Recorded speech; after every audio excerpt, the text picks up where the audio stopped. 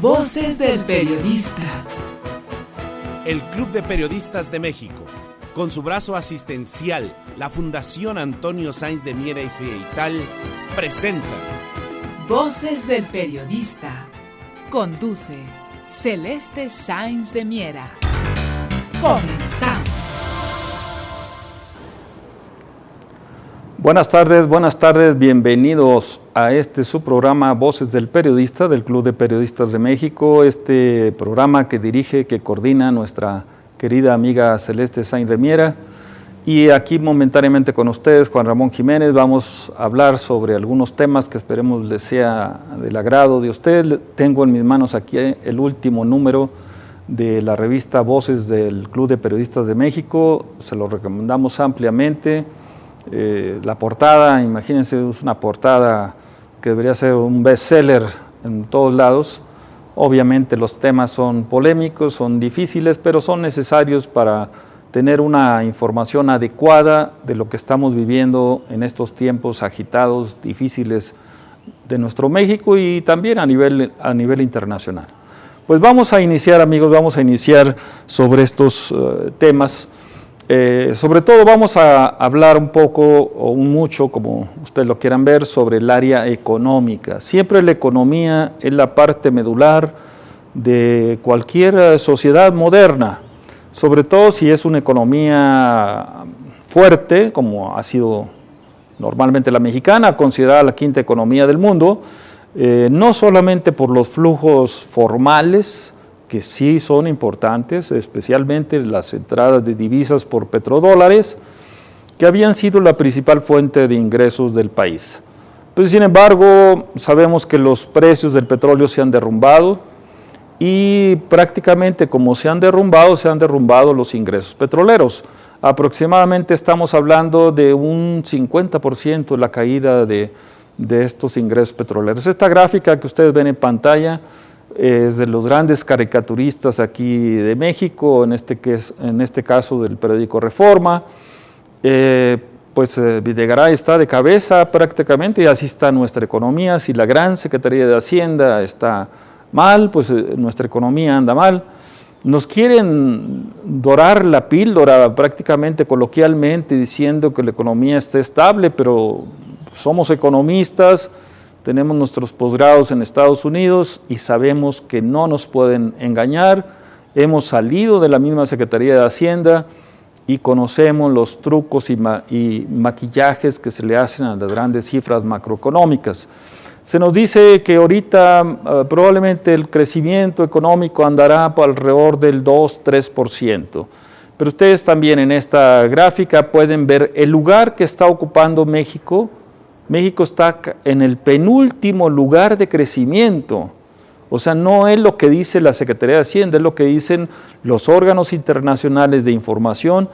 Nuestra economía está verdaderamente derruida.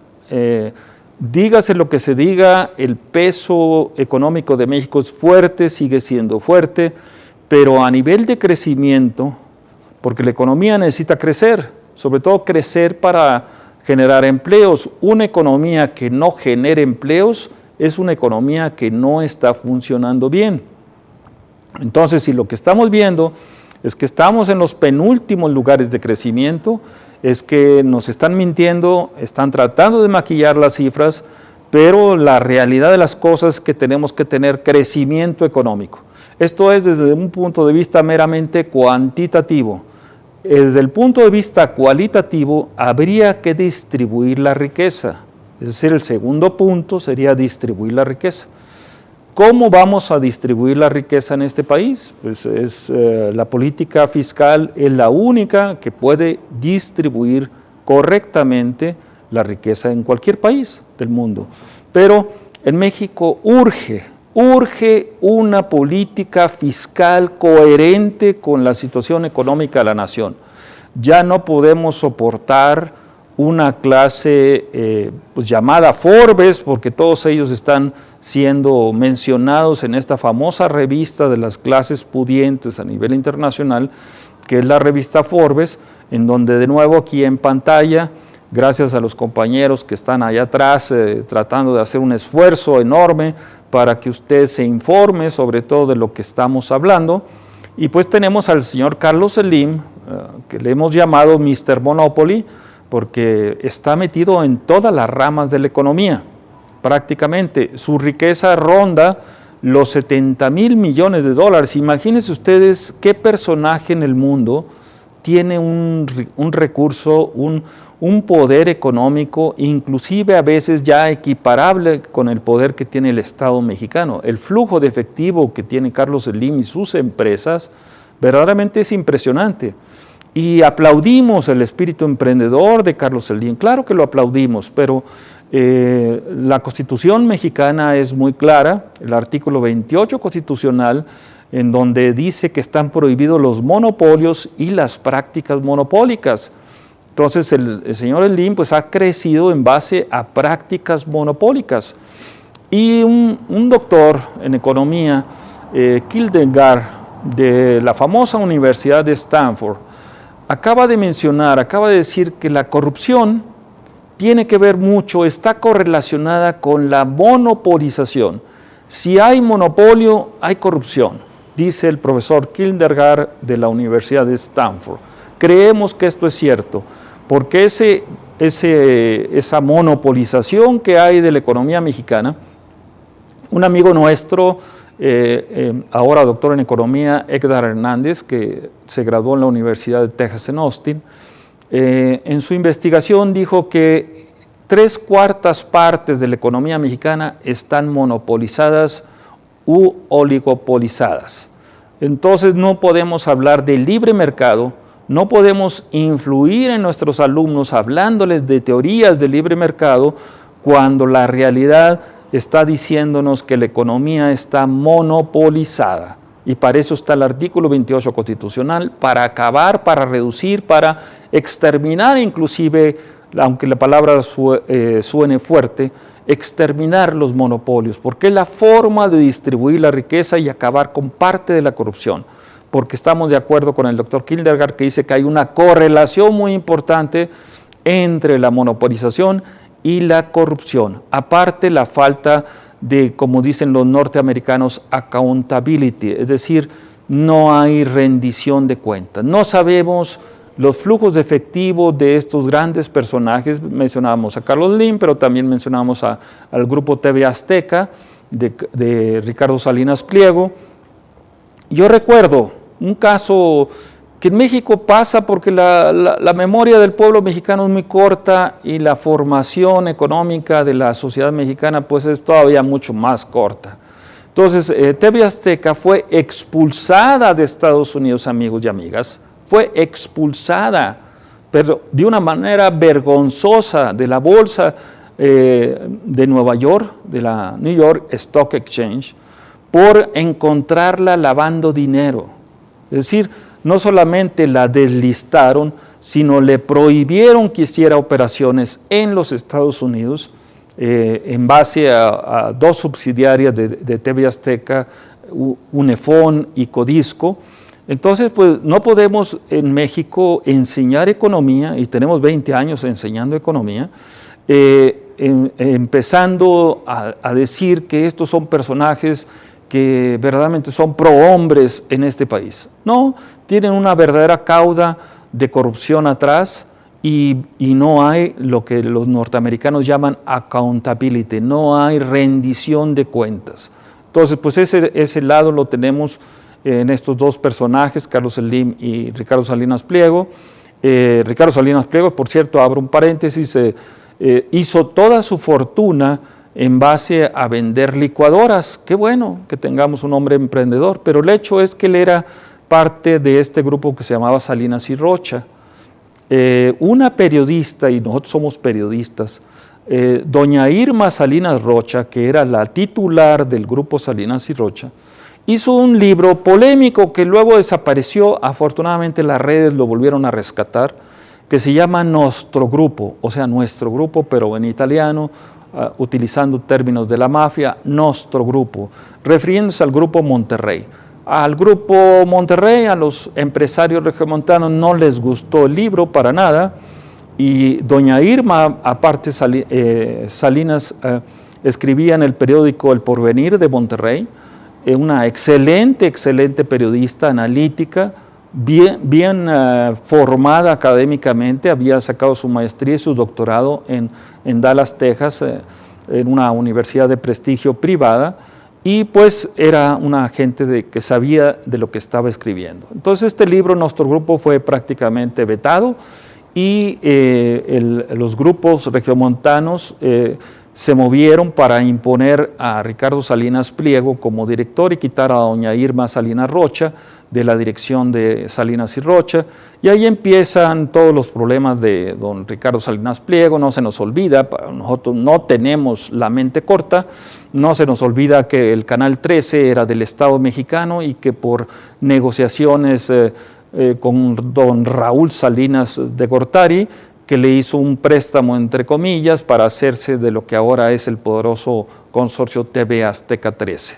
Entonces, pues sí, hay una cauda de cosas ahí presentes. No se diga Televisa, que se entienda claramente, son franquicias del Estado mexicano, no son empresas per se, son franquicias del Estado mexicano para impartir, en este caso, esparcimiento, aunque el esparcimiento nos lleve a situaciones de mediocridad, porque prácticamente lo que estamos viendo en los medios, sobre todo los televisivos, una mediocridad absoluta, y esto nos lleva a pensar que es premeditado. Televisa no deja de ser la representante prácticamente de la gran plutocracia mexicana, porque esa plutocracia nace precisamente en la época de don Carlos Salinas de Gortari como presidente, doctor en economía por la famosa Universidad de Harvard, y Carlos Salinas crea la Red 1, que era la red de empresarios que iban a hacerse cargo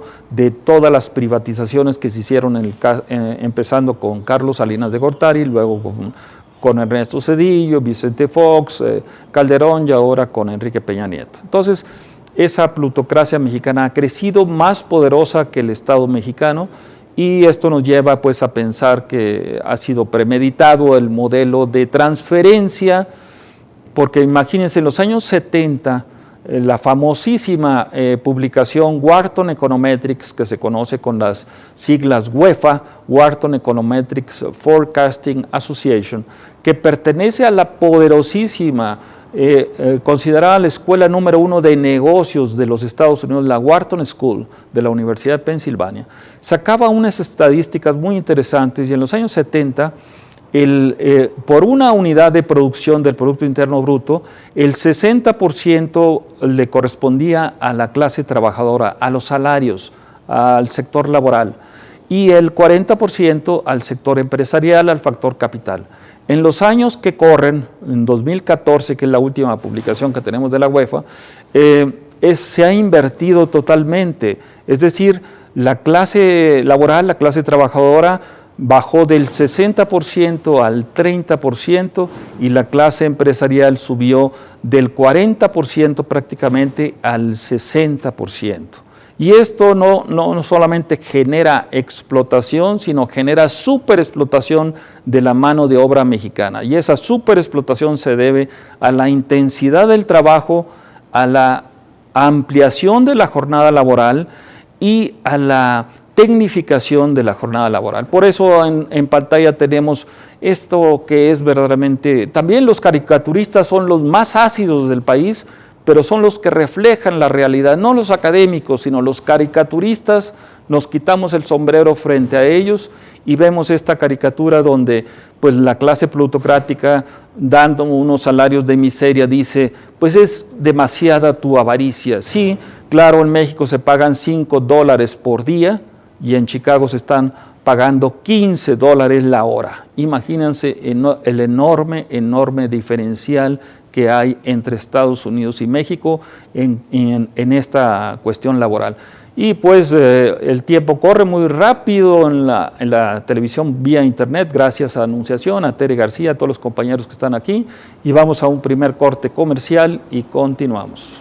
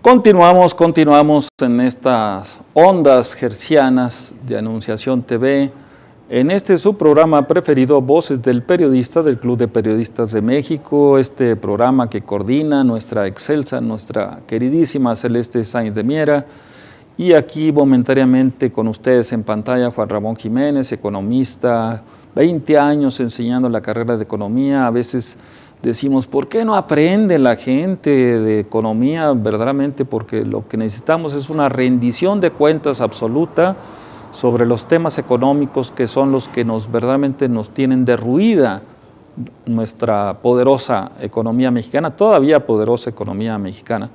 Porque a pesar de lo que se diga, los ingresos petroleros, insistimos, han caído 50%, y cuando los ingresos petroleros caen en esa cantidad tan fuerte, pues debería de haber políticas de austeridad, y lo que estamos viendo en estos tiempos es una dilapidación absoluta, ridícula, indignante de los recursos de la nación, porque son recursos de los contribuyentes mexicanos, en esta clase política que nuestra querida amiga Celeste Sáenz de Miera dice, clase política sin clase.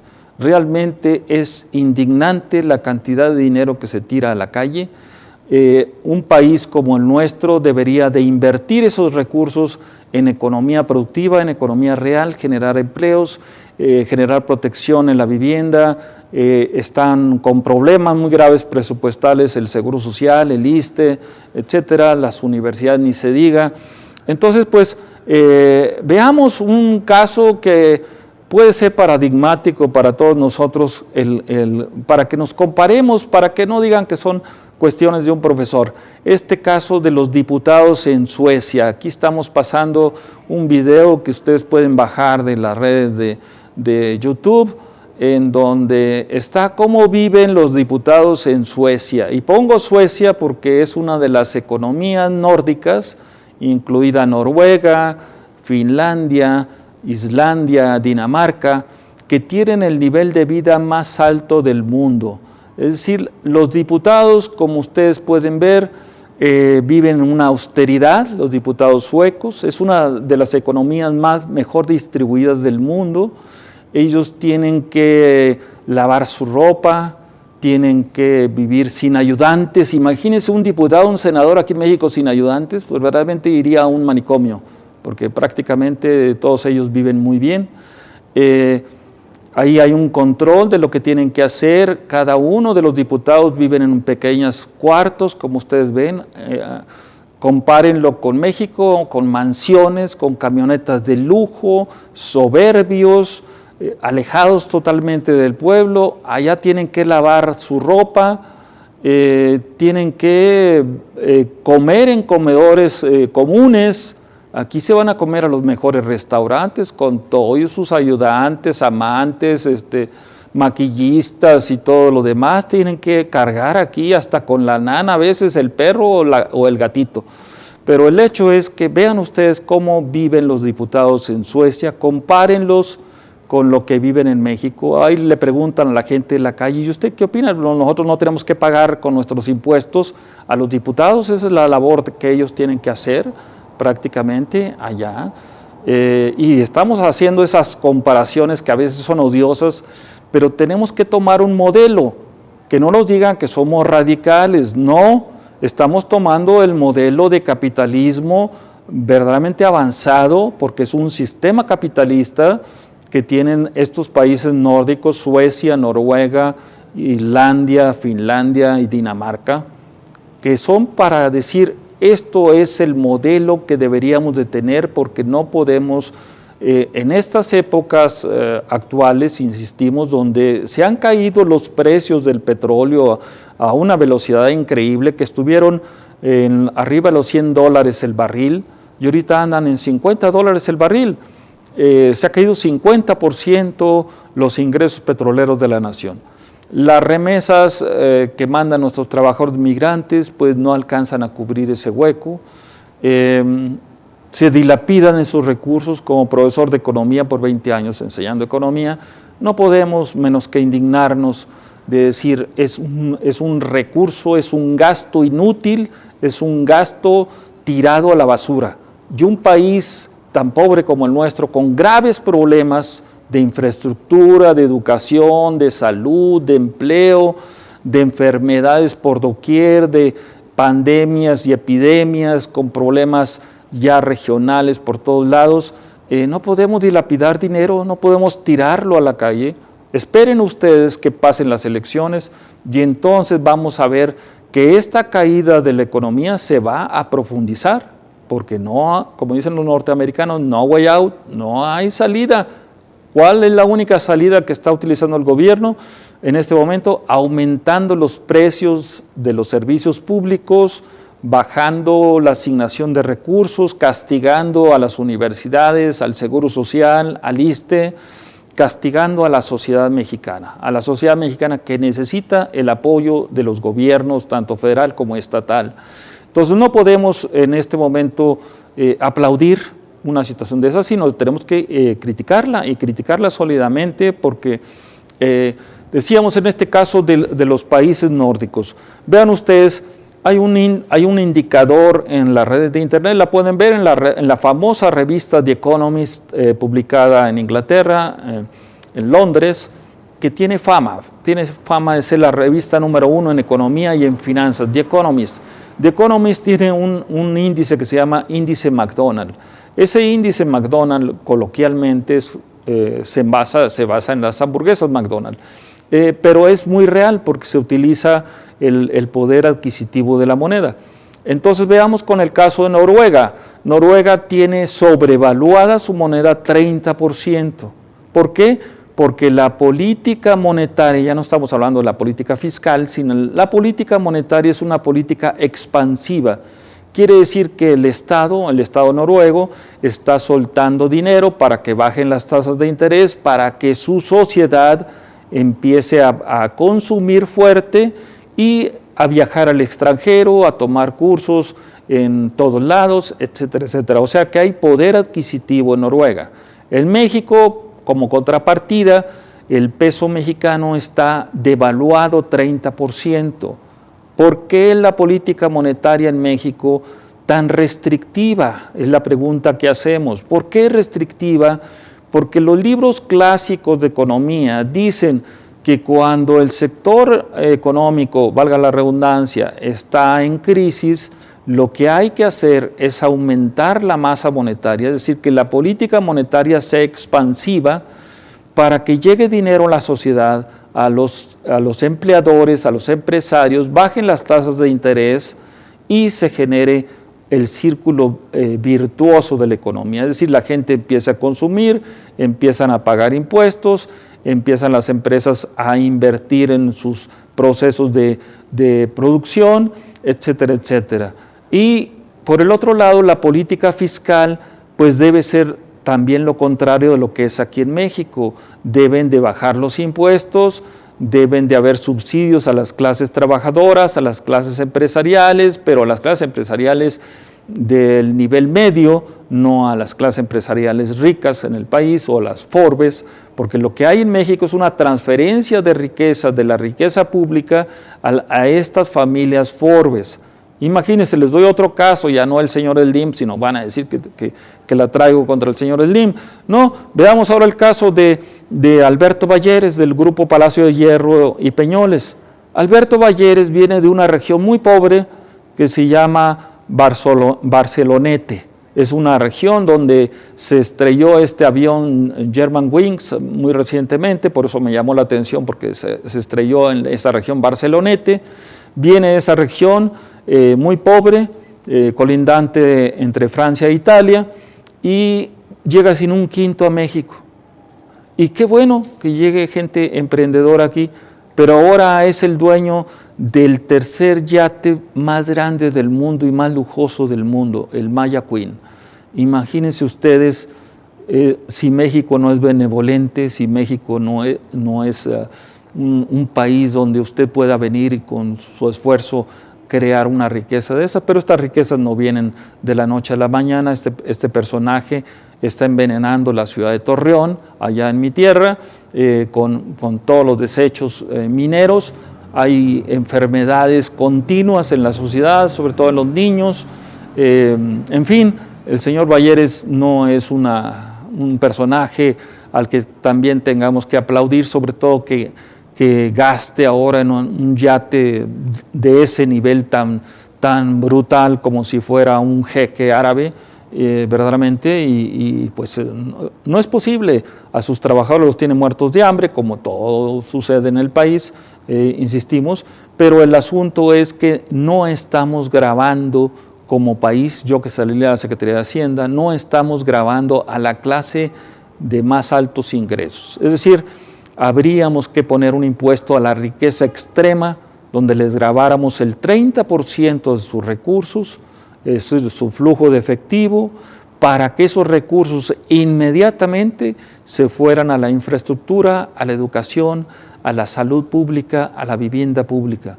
Eso es lo que se requiere en el país. Y esto no lo dice un profesor, lo decía el gran filósofo de todos los tiempos, Platón, en Diálogos por la República, en donde él decía que había que hacer un impuesto que él llamaba éisfora para gravar a los poderosos, para que esos recursos fueran al Estado y sirvieran para carreteras, puentes, etcétera, lo que hemos llamado nosotros en términos modernos, infraestructura. Pues vamos a un segundo corte y continuamos con ustedes aquí en Anunciación TV, en este programa que dirige nuestra excelsa amiga Celeste Sáenz de Miera.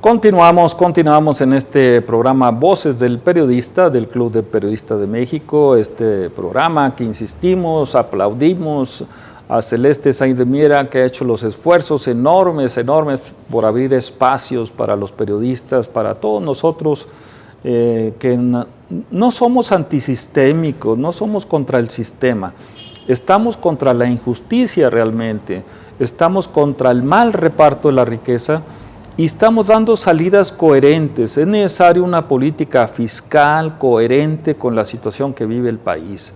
Nos dicen que la recaudación es del 18% del Producto Interno Bruto, dicen que es muy bajo. No, la carga económica fiscal es aproximadamente el 60%.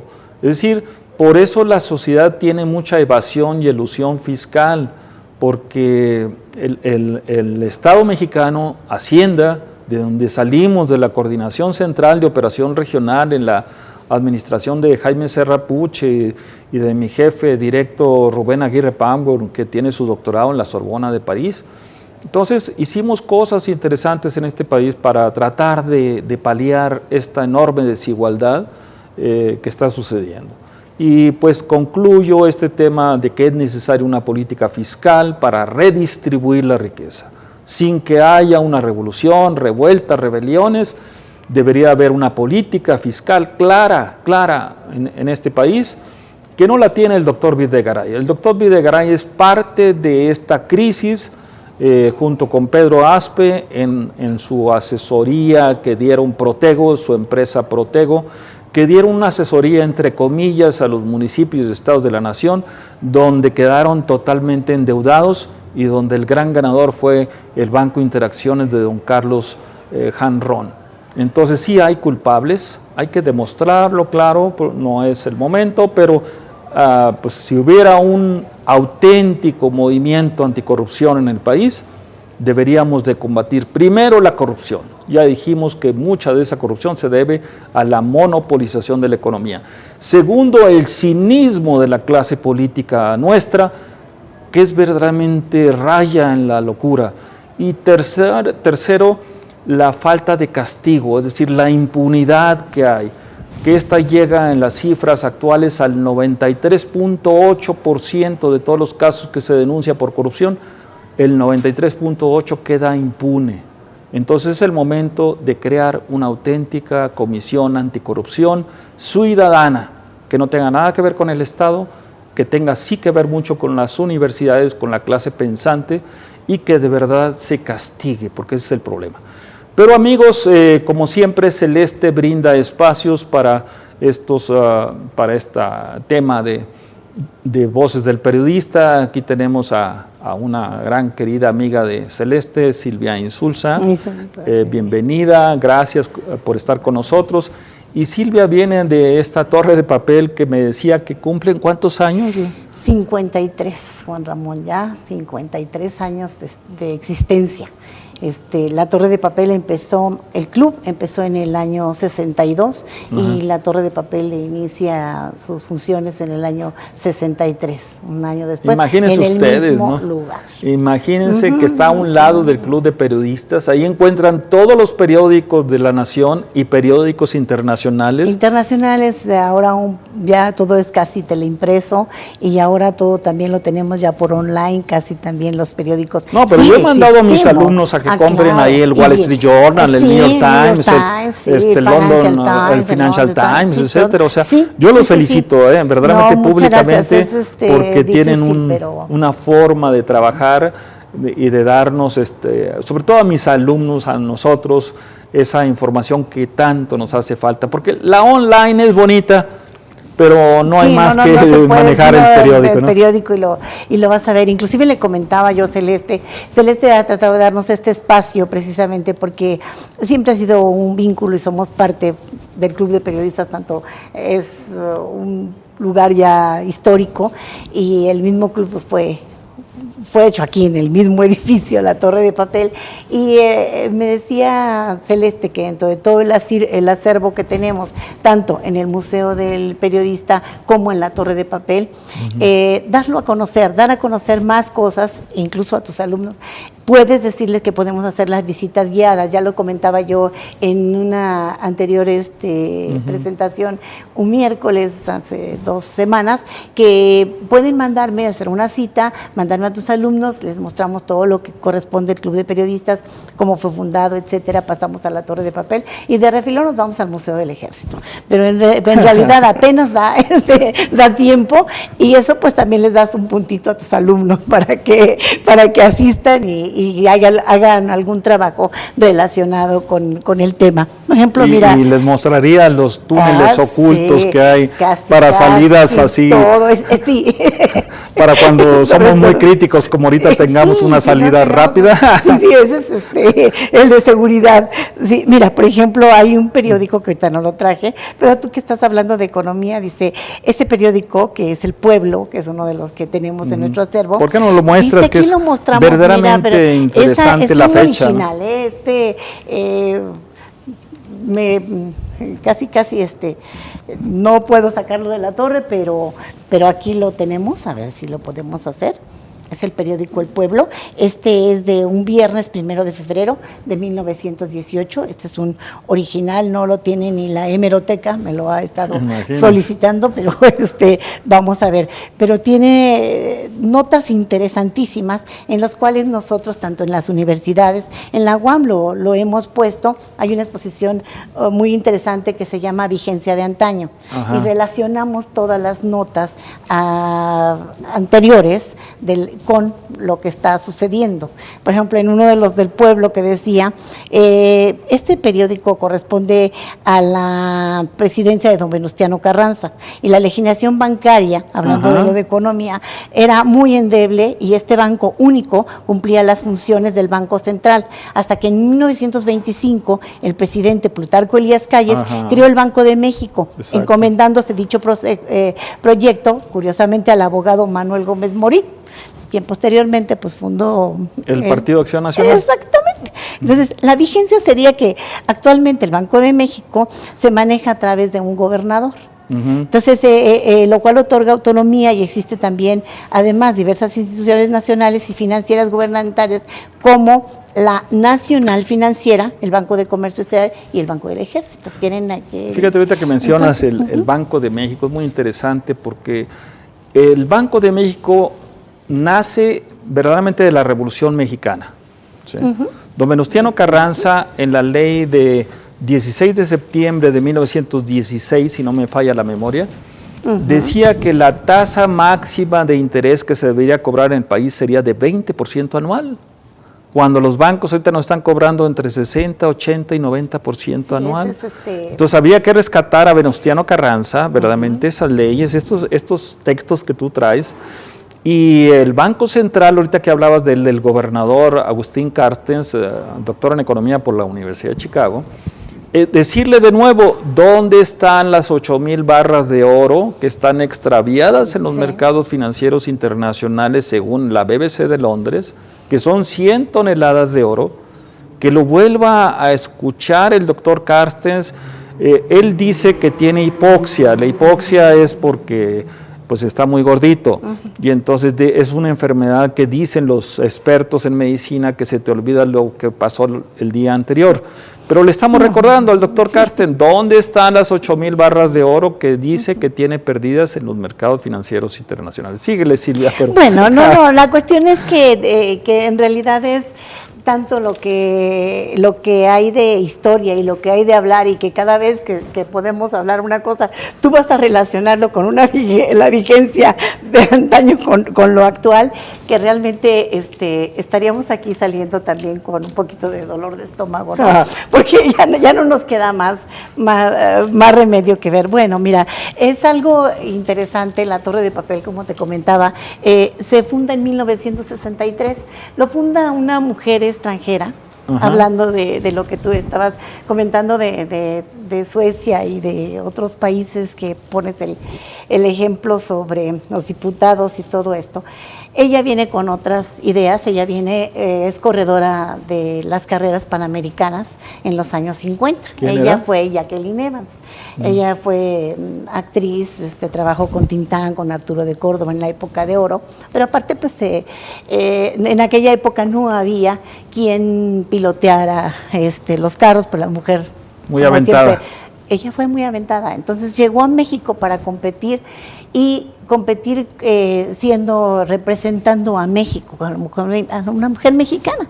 Dijo, yo represento a México, y se enamoró del país y se quedó aquí, y aquí se sepultó, y aquí se hicieron muchas cosas. Bueno, la cuestión es que ella, a través de todos los recorridos que hacían en las carreras panamericanas, que vendría siendo precisamente de Tuxtla Gutiérrez a Ciudad Juárez, que llegaban, ¿en qué años fue eso? Estamos hablando de los años 50, empezaron imagínate. los años 50, ella inició en los años 50, 54, que salieron todas las carreras, las participó como piloto, y inclusive en algunas pues con mucho esfuerzo, ¿no? Fíjate, ahorita que hablas de eso, te vuelvo a interrumpir. ¿Sí?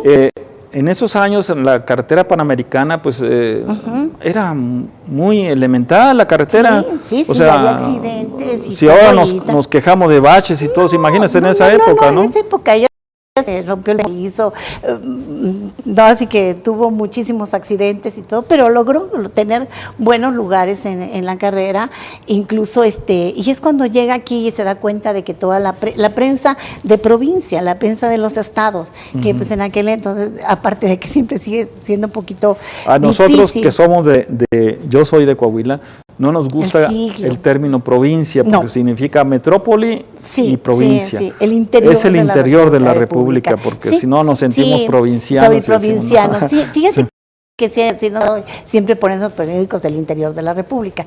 Pero bueno, ella lo venía diciendo así, y pues en aquel entonces El Siglo de Torreón, La Opinión de Torreón, Vanguardia de Saltillo, todos los periódicos, pues le daban mucha cobertura a Jacqueline, pues por las cuestiones, sobre todo que además era una mujer muy bella, ¿no? En el próximo miércoles voy a traer algunas fotografías de ella. Sí, es interesante.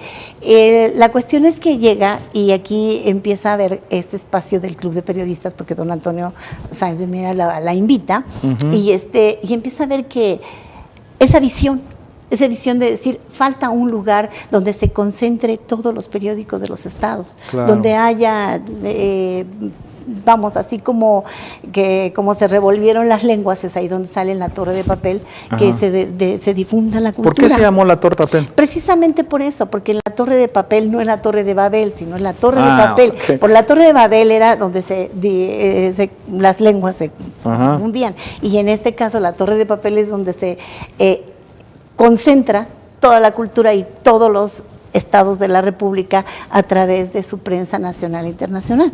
Sí, qué bonita. Y aparte de todo eso, se logra tener ese espacio y se empieza a dar un servicio único en el país, al grado tal de que estamos hablando que no había fax, porque no existía el fax. Me tocó a mí que no existía el fax. ¿Ahorita están digitalizados ahorita? Hay muchos sí, que ya lo tenemos. Todo esto, alguna parte de la UAM nos ha hecho ¿Pero tienen algún link con Torre de Papel? Sí, tenemos el link con todos los... ¿Pero cuál es la página de ustedes? Es la torre de www.latorredepapel.com, y ahí entras en periódicos, por ejemplo, ya te da un mapa mundi, y ahí te dan los países, y le das América, y ahí lo tienes todo ligado ya con los periódicos. O sea, te van abriendo links. Te van abriendo links, y el periódico del día. Y el periódico del día. Y así hemos estado subiendo. Ahorita llevamos, yo creo que unos 2,000 y pico de periódicos ya. Pues una labor increíble. Es titánica, porque la verdad, y además que es... Y sin apoyos. No tenemos ni un apoyo. Hay veces que... señor Slim, que nos escucha, por favor, que nos regale $1 millón ahí para... Esto es a base de esfuerzo y a base de pues de ver qué se hace del público, de vender los libros, de hacer exposiciones, de hacer conferencias para que la gente llegue y te pueda comprar lo que se pueda. La cultura, tú sabes que es difícil y no, pero se apoya mucho. Mira, ahorita que hablábamos sí. de Suecia hay subsidios, o sea, el IVA en Suecia es del 10%, sí, pero y la cultura queda exenta, sí, absolutamente. No, aquí nos ponen camiones y te obstruyen las entradas para que en un momento dado pues haya otras economías. Llega James Bond. No, sí, te cierran, ¿no? Te dicen a la de a fuerza te vas. Entonces ahí es donde te dices qué difícil. Mira, una situación también difícil es que tú, por ejemplo, tú ves en Palma, en todo esto, ves a las ópticas y repartiendo basura, porque es basura. Ya no, digo, es pena decirlo, pero ya no puedes más con que te atosigan con los volantes, con los lentes, ¿no? claro. Los lentes y la óptica y vas y llevas ya un bonche de volantes. Pero esos son las ópticas y son los señores que tienen todos los derechos, pero si yo me atrevo a darles un separador precioso con un moñito para un regalo para las señoras, para que en la calle de Madero o vaya la gente y te compre un libro, o sepan que tenemos los libros más pequeños del mundo, o que sepan que estamos trabajando con los artesanos, que los artesanos de México, no metemos nada que no sea del país. Es una labor increíble. Silvia, se nos acabó el tiempo. Se nos acabó. Desafortunadamente tenemos que volver a platicar sobre bueno, estos pues nada temas. más de los volantes, entonces te llevan al cívico. Pues eso sí, eso sí. Pues amigos, el tiempo. Sí.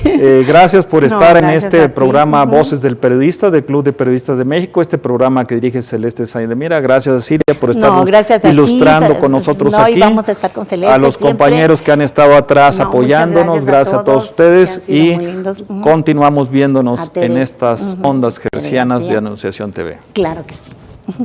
Hasta la